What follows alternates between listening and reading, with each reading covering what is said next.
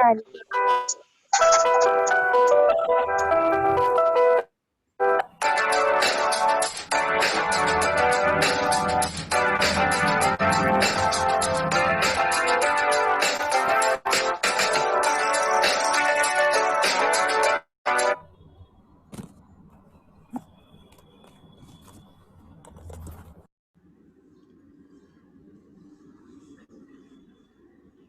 नमस्कार विद्यार्थी मित्रांनो, मी भगवान यशवंतराव पराते, सहाय्यक शिक्षक, मोतीलाल नगर मनपा माध्यमिक शाळा, गोरेगाव पश्चिम, बृहन्मुंबई महानगरपालिका शिक्षण विभागातर्फे चालविण्यात येणाऱ्या ऑनलाईन क्लासमध्ये आपल्या सर्वांचे हार्दिक स्वागत. आज आपण इयत्ता 9वी विषय इतिहास पाठ 5वा शैक्षणिक वाटचाल हा पाठ आपण अभ्यासणार आहोत. या पाठातील घटक जनगणना, प्राथमिक शिक्षण, माध्यमिक शिक्षण, कोठारी आयोग, कोठारी आयोगाने सांगितलेली शिक्षणाची उद्दिष्टे, उच्च शिक्षण, national council of education research and training MSCERT, राष्ट्रीय शैक्षणिक धोरण 1986, उपग्रह वापर, संशोधन संस्था व त्याची कार्य. चला तर विद्यार्थी मित्रांनो, आपण आजच्या पाठाला सुरुवात करूया. विद्यार्थी मित्रांनो, या पाठाच्या नावावरून तुम्हाला कल्पना आली असेलच की आपण या पाठात स्वातंत्र्यानंतरच्या भारतातील शैक्षणिक बदलांची आणि त्या क्षेत्रात झालेल्या संशोधनाची माहिती आपण या पाठात घेणार आहोत. यात प्राथमिक शिक्षण, माध्यमिक शिक्षण आणि उच्च शिक्षण या संबंधीचा विचार करणार आहोत. तसेच आपल्या देशातील शैक्षणिक क्षेत्रात संशोधन करणाऱ्या विविध संस्थांचीही माहिती घेणार आहोत. यावरून आपल्याला देशातील शिक्षणाची कल्पना येईल. भारतातील शिक्षण क्षेत्रातील प्रश्न किती गुंतागुंतीचा व बिकट होता व तो सोडवण्यासाठी खूप प्रयत्न करावे लागले हे आपल्याला स्वतंत्र भारताची पहिली जनगणना झाली तेव्हा आपल्याला समजले.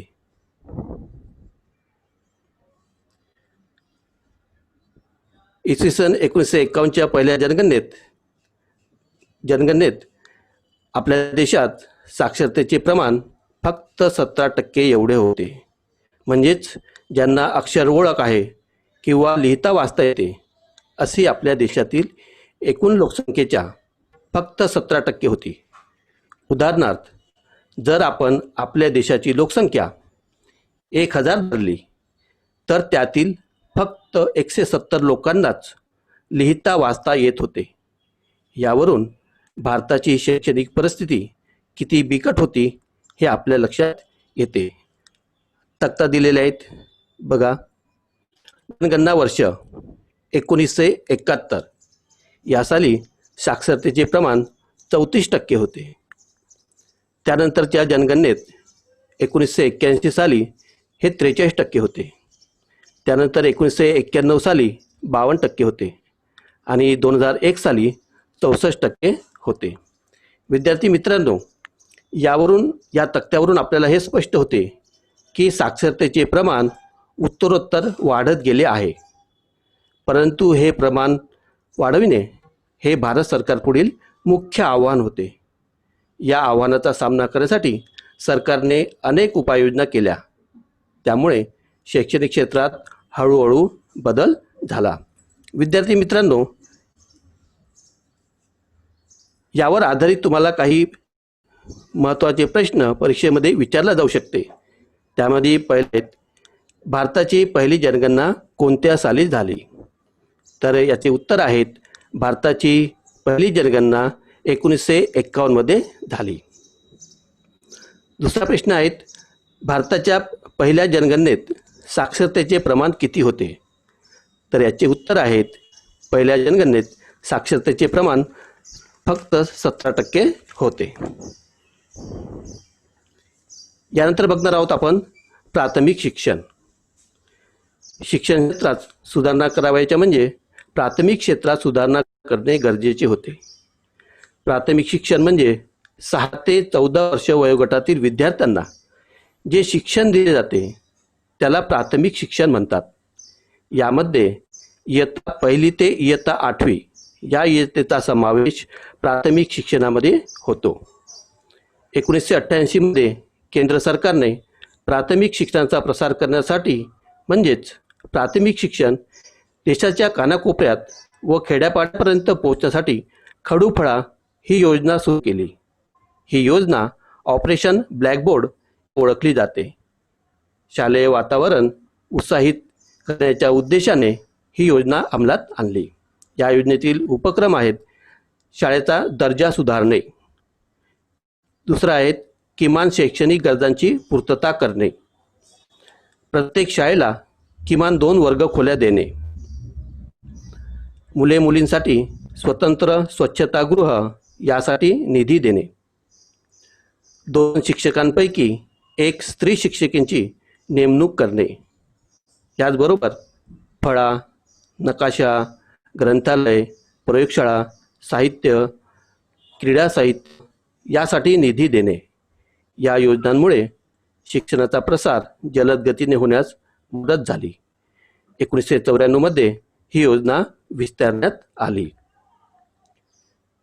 ऑपरेशन ब्लॅकबोर्ड संघटन, लवचिकता, अभ्यासप्रमाणेच व्यवहारातील घटकांचा समावेश, विविध समाजस्तरातून आलेले विद्यार्थी या सर्वांचा विचार करून या योजनेमध्ये काही बदल करण्यात आले. आता कोणते बदल आहेत ते बघूया.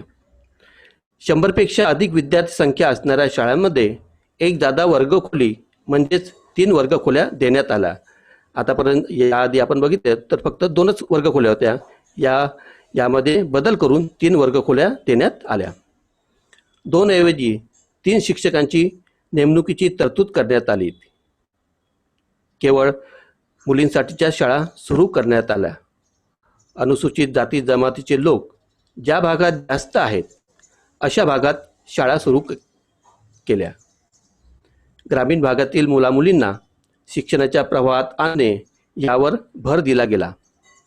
शिक्षकांची भरती करताना एकूण जागेच्या 50% जागांवर स्त्रियांची नेमणूक करण्याचे बंधन राज्य सरकारवर करण्यात आले. विद्यार्थ्यांचे योग्य पोषण व्हावे व त्यांना सकस आहार मिळावा म्हणून 1995 मध्ये मध्यान्ह भोजन योजना सुरू करण्यात आली.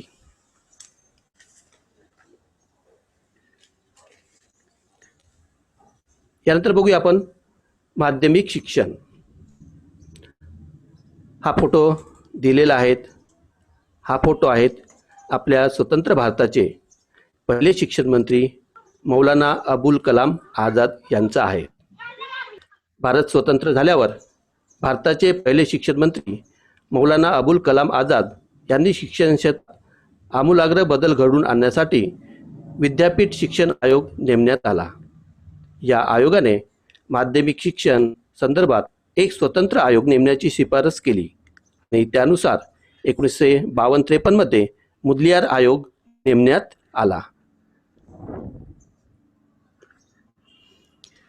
या मुदलियार आयोगाचे कामकाज काय होते ते आपण बघूया. या आयोगाने 11 अधिक पुढची पदवीची 4 वर्ष म्हणजे 11वी नंतर पदवीची 4 वर्ष किंवा 11 अधिक 1 अधिक 3 म्हणजेच 11वी नंतर 12वी आणि 12वी नंतर पदवीची 3 वर्ष असा आकृतिबंध या आयोगाने ठेवला होता. माध्यमिक शिक्षण अभ्यासाचे स्वरूप, शिक्षणाचे माध्यम व अध्यापन पद्धतीचा अभ्यास करून शिफारसी केल्या.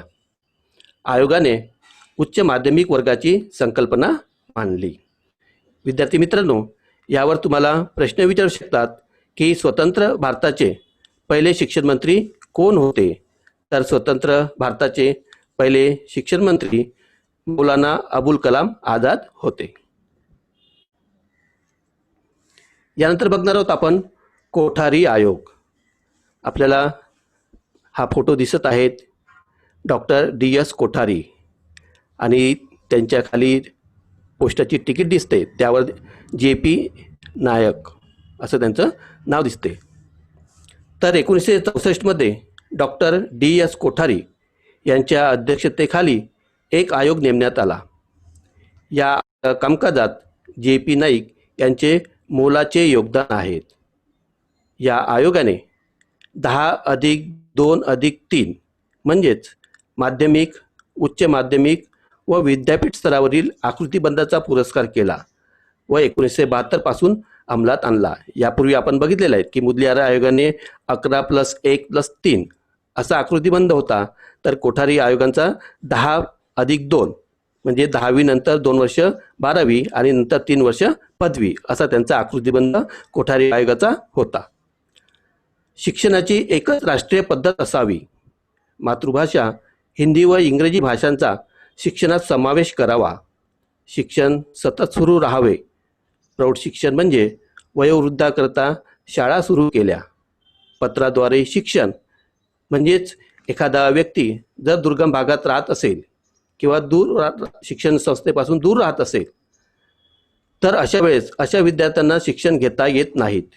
म्हणून अशा विद्यार्थ्यांना पत्राद्वारे असाइनमेंट किंवा शैक्षणिक साहित्य पोस्ट करून तो शिक्षण घेऊ शकतो.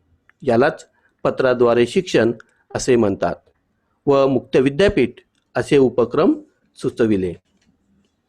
अनुसूचित जाती जमातीसारख्या उपेक्षित घटकास प्राधान्य देणे, सरकारी अंदाजपत्रकात शैक्षणिक खर्चावरील तरतुदी वाढवणे अशा शिफारसी कोठारी आयोगाने केल्या.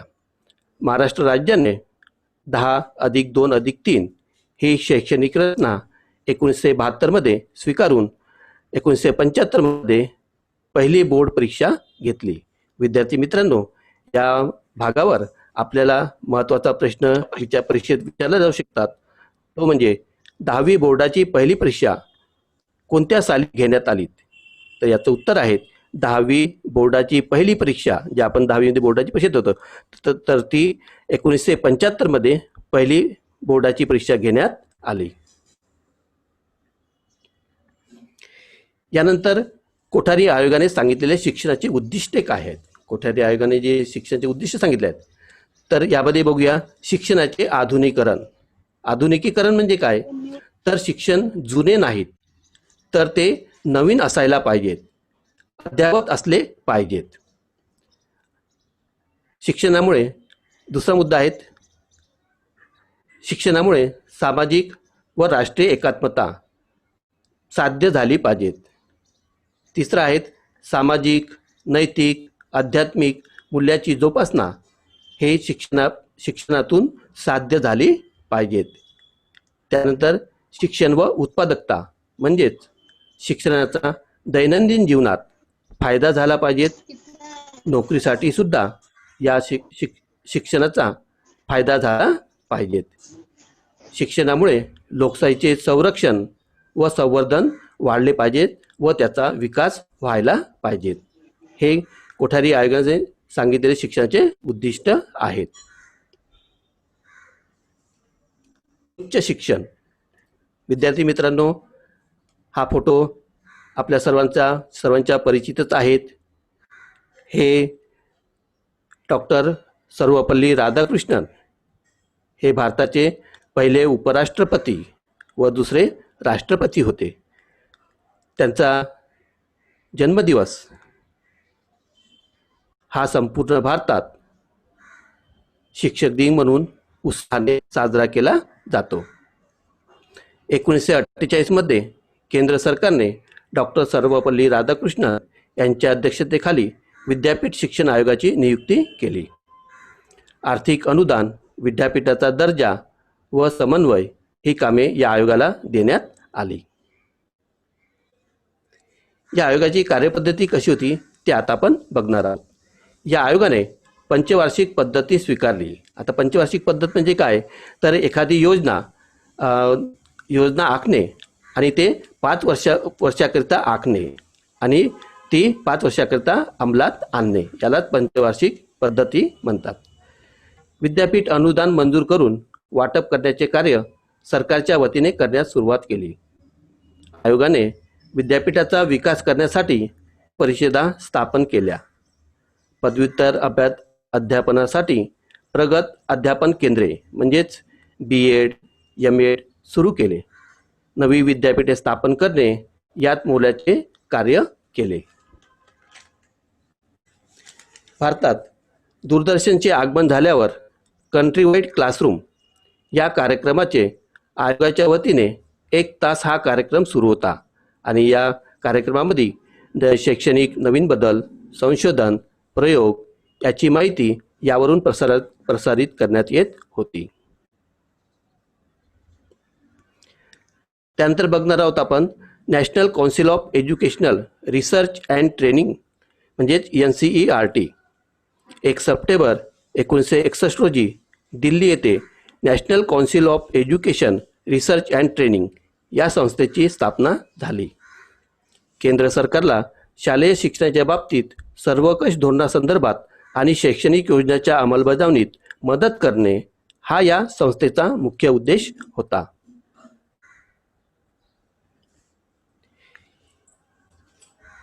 NCERTची या संस्थेची कामे काय आहेत तर शिक्षण विषयक संशोधन, विकास, शालेय अभ्यासक्रम, प्रशिक्षणाची सोय करणे, त्याचबरोबर शिक्षणाचा विकास व विस्तार करणे, शैक्षणिक कार्यक्रम राबविणे, शालेय अभ्यासक्रम व पाठ्यपुस्तकाची पुनर्रचना, पाठ्यपुस्तकात बदल करून नवीन पुस्तक तयार करणे, शिक्षकांसाठी मार्गदर्शिका, नवीन बदलाची माहिती, कार्यपुस्तिका, अध्यापन प्रशिक्षण, अध्ययन, अध्यापन तंत्राचा विकास, तसेच राष्ट्रीय स्तरावर प्रज्ञाशोध परीक्षा असे उपक्रम राबवणे आणि या NCERTच्या धर्तीवर राज्यासाठी SCERT ही संस्था स्थापन करण्यात आली.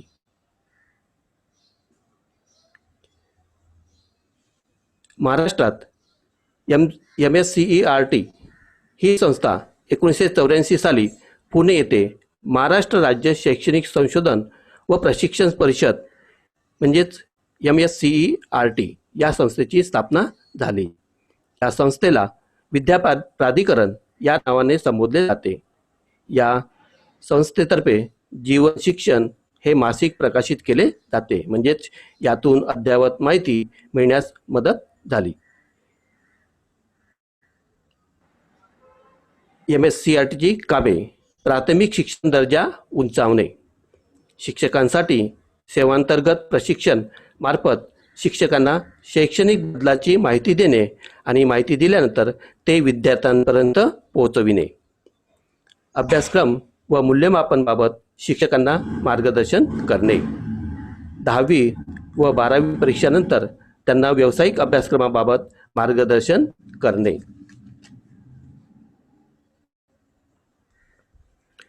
त्यानंतर राष्ट्रीय शैक्षणिक धोरण 1986.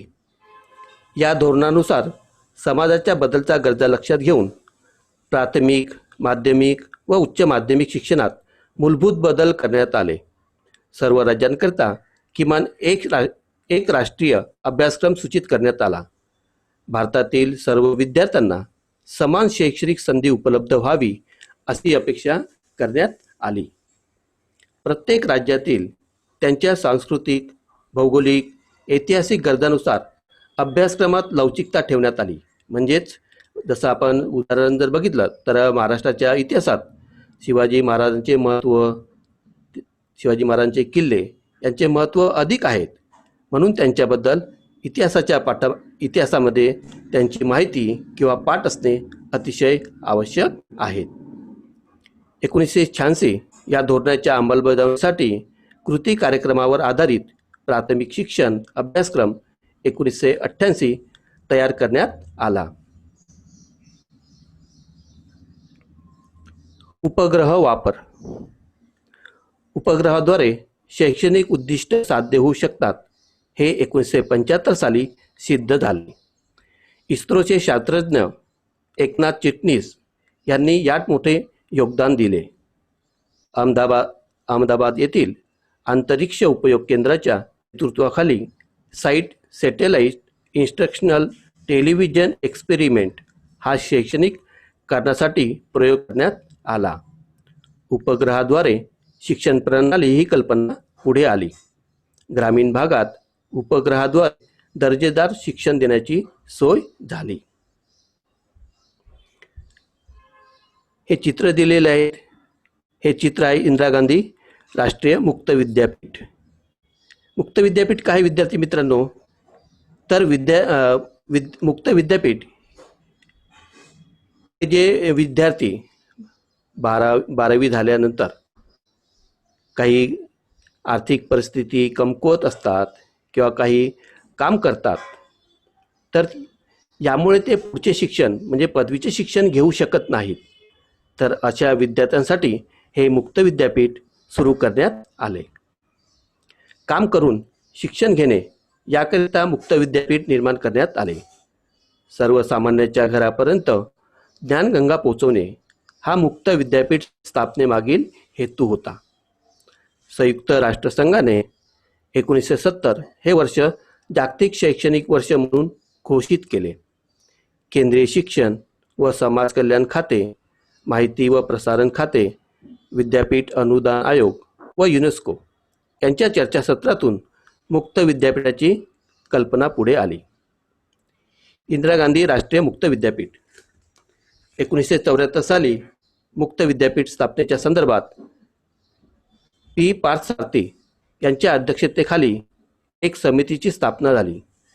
20 सप्टेंबर 1950 रोजी इंदिरा गांधी राष्ट्रीय मुक्त विद्यापीठाची स्थापना दिल्ली येथे झाली. औपचारिक महाविद्यालयीन शिक्षण न घेतलेल्यांसाठी पात्रता, वय व अन्य अटीत सूट देण्यात आली. दूरस्थ शिक्षण कार्यक्रम आकाशवाणी व दूरदर्शनवरून सादर करण्यात आले. 1000हून अधिक अभ्यासक्रम राबवले जातात. देशात 58 प्रशिक्षण केंद्रे तर परदेशात 30 प्रशिक्षण केंद्रे कार्यरत आहेत. महाराष्ट्रामध्ये नाशिक येथे 1989 साली यशवंतराव चव्हाण महाराष्ट्र मुक्त विद्यापीठाची स्थापना करण्यात आली.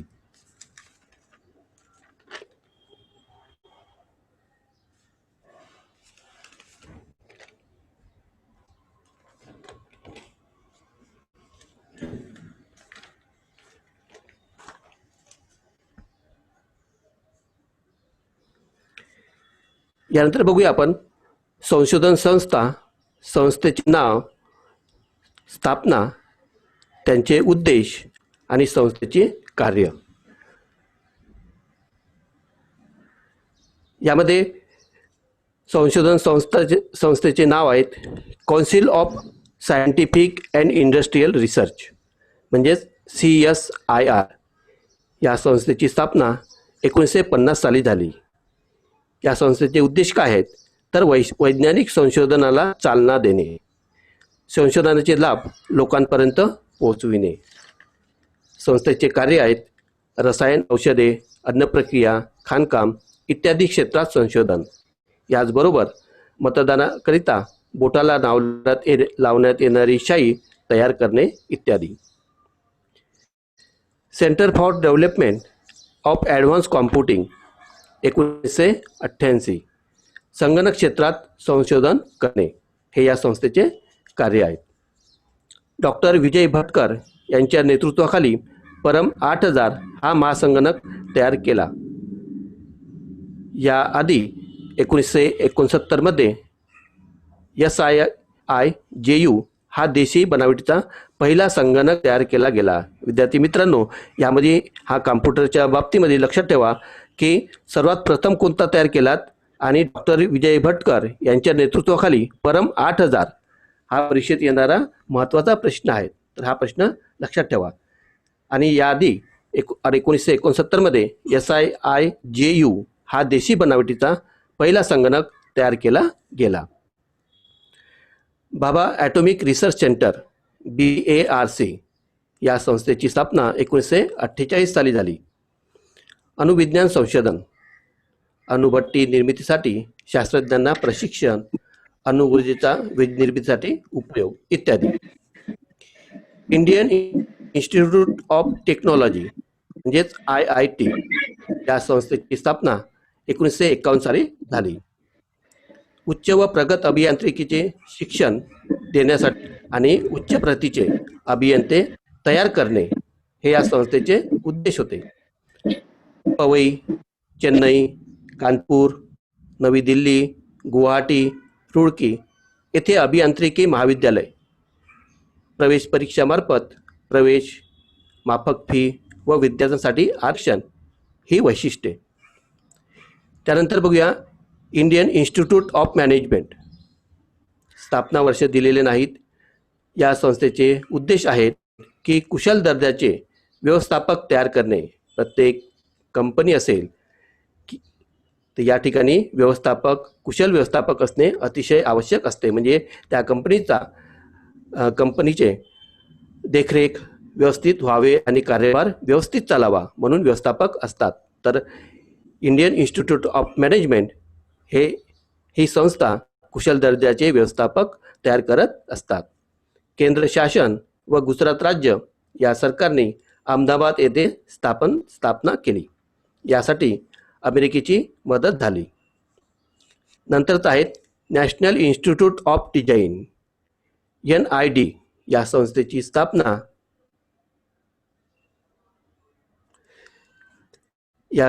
स्थापना 1961 साली झाली.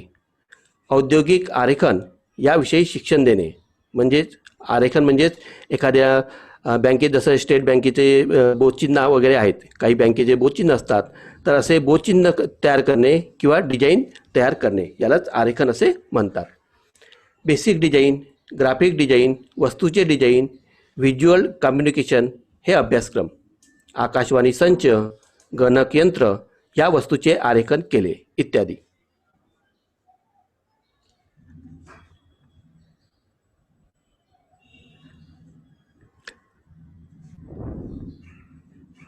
भारतीय वैद्यकीय अनुसंधान परिषद ICMR या संस्थेची स्थापना 1949 साली झाली. वैद्यकीय क्षेत्रातील संशोधन म्हणजेच विविध रोगांवर संशोधन करणारी 26 केंद्रे स्थापन. क्षयरोग व कुष्ठरोगांवरील संशोधनामुळे त्यावर नियंत्रण करणे शक्य झाले. त्यानंतर आहेत all India institute of medical science म्हणजेच AIMS. या संस्थेची स्थापना वर्ष दिलेली नाहीत. मुख्य उद्देश आहेत प्रगत वैद्यकीय शिक्षणाला चालना देणे. संस्थेचे कार्य आहेत जनतेला माफक दरात वैद्यकीय सेवा देणे, परिचारिकांच्या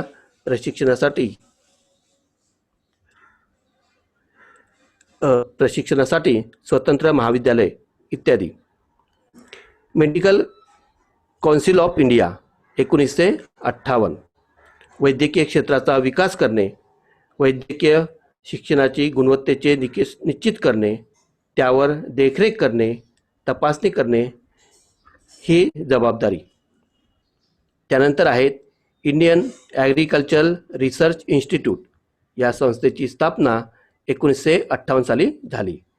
कृषी क्षेत्रात संशोधन करणे कार्य आहेत. कृषी क्षेत्रात विकास व संशोधन करणे, मृदाशास्त्र, कृषीशास्त्र इत्यादी विभागामार्फत कार्य करते.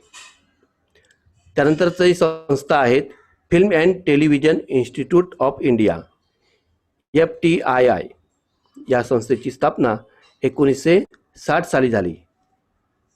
या संस्थेचा उद्देश आहे चित्रपटाची निर्मितीविषयीचे प्रशिक्षण देणे. कार्य चित्रपट निर्मिती संबंधातील सर्व अंगांचे प्रशिक्षण देणे, जसे दिग्दर्शन, संकलन, अभिनय याबाबत शास्त्रशुद्ध प्रशिक्षण देणे. National institute for research in the mathematical and physical science. या संस्थेची स्थापना 1962 साली झाली. गणित विषयातील संशोधन हे या संस्थेचे मुख्य उद्देश आहेत. तर संस्थेचे कार्य गणित विषयातील सर्वोच्च संशोधन करण्याला प्राधान्य.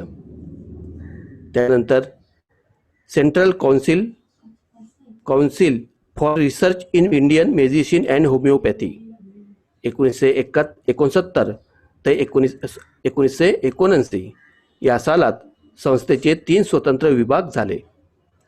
या संस्थेचे उद्देश आहेत चिकित्सा करणे, संस्थेचे कार्य आयुर्वेद, निसर्गोपचार, युनानी व होमिओपॅथी या चिकित्सा पद्धतीमध्ये संशोधन करून त्या विकसित करणे, विविध रोगांवर संशोधन व चाचण्या घेणे, औषधाचे प्रमाणीकरण करणे.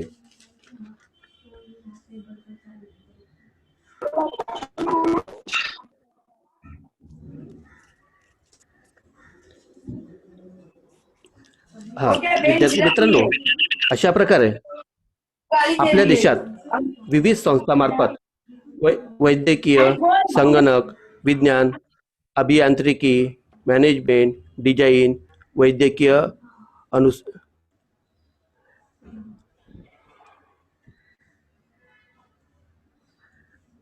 अनुसंधान, medical science, medical council, agriculture, film institute, गणित, होमिओपॅथी इत्यादी विभागात विद्यार्थी शिक्षण घेऊन करोडो विद्यार्थी उच्च शिक्षित होऊन देशाच्या प्रगतीला व विकासाला मोठा हातभार लावून देशाला प्रगतीपथावर नेण्याचा प्रयत्न करीत आहेत.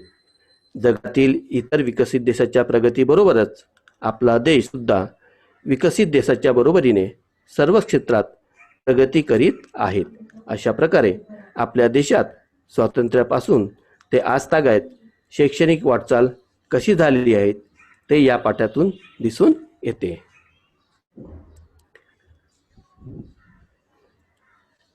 विद्यार्थी मित्रांनो, आपण या पाठामध्ये काय शिकलेलो आहोत त्यावर आधारित काही प्रश्न तुम्हाला विचारायचे आहेत, याचे उत्तर तुम्हाला द्यायचे आहेत. प्रश्न पहिला, यशवंतराव चव्हाण मुक्त विद्यापीठ कोठे आहे? मुलांना सांगायचं तुम्हाला.